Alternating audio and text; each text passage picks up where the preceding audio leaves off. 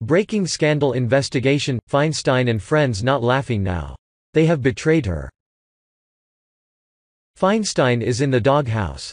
Democrats kept calling for an investigation on the accusations against Kavanaugh, and now they are going to get one. Just not the one they were hoping to have in this case. Cranky Senator Dianne Feinstein and her people are now facing a full investigation to discover who leaked Christine Blasey Ford's letter to the press. She wanted that letter to remain anonymous but left it in the hands of Senator Feinstein, so surprise. It's another Feinstein scandal. Senator Tom Cotton has indicated that Feinstein's office will be investigated with the intention of finding out who exactly leaked the letter and under whose orders. Not too surprisingly, Feinstein, of course, acted as if she was in shock when she was confronted with the news of the letter being leaked. She said she had no idea how it could have happened when she was the only one with the letter during Ford's and Kavanaugh's testimonies before the judge last week. Just to reiterate, she was the only one with the letter, and yet she is shocked that it got leaked to the left-wing media, and has no clue who could have done it? Oh my, Feinstein, what a paradox. I'm willing to suggest that if Feinstein was the only one with access to this confidential letter, then she is the only one who would know how it got leaked to the media despite the specific demand from Ford to keep it confidential. Well, both her and whatever peon she had dirty their hands to get the job done, if not herself. So many scandals whirling around us now. Not only is Feinstein facing investigation, but the pro bono lawyers that were recommended to Ford are supposedly in the same boat as well, just for a different reason. Word is after hearing Ford's testimony, it appeared as if she had no idea that she had an option to stay in California, while the Senate Judiciary Committee traveled to her to get her testimony. According to the news, she is deathly afraid of flying yet flies frequently and would have most likely opted to stay in California if she had known it was an option. This was the time that Ford's questioning was delayed a few days from Monday to Thursday, and the speculation was that it was Ford who needed time to make sure she gets her story straight. However, allegedly it wasn't Ford who was stalling at all, but it was her lawyers.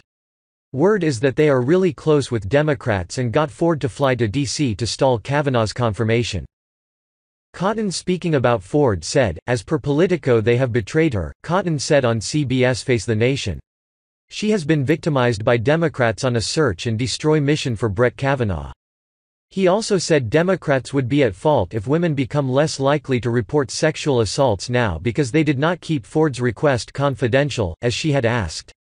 Any impact that this entire episode has had, Cotton told John Dickerson, on women's willingness to come forward and report sexual assault, which I encourage them all to do immediately after it happens, is caused by the Democrats, is caused by Dianne Feinstein and Chuck Schumer not respecting her requests for confidentiality.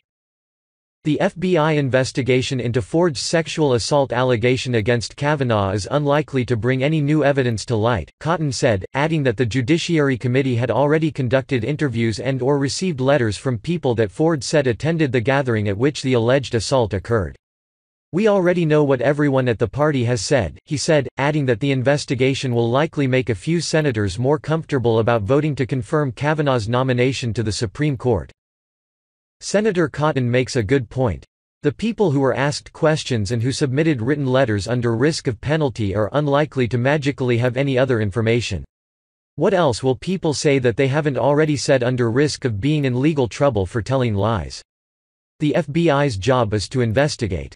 Brett Kavanaugh has faced a reported 6 background checks, and there was nothing of any sort to suggest that he had anything but an extremely clean record. It's not a mistake that the letter written by Ford, a Democrat, made its way into the hands of a Democratic senator, and then into the hands of a leftist-leaning publication. Make no mistake about that, it was all likely part of the plan.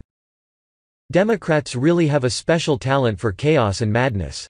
It's an absolute circus. They are claiming to be supportive of sexually abused women, and yet turn the other way when it is a Democrat being accused of anything. Would you agree?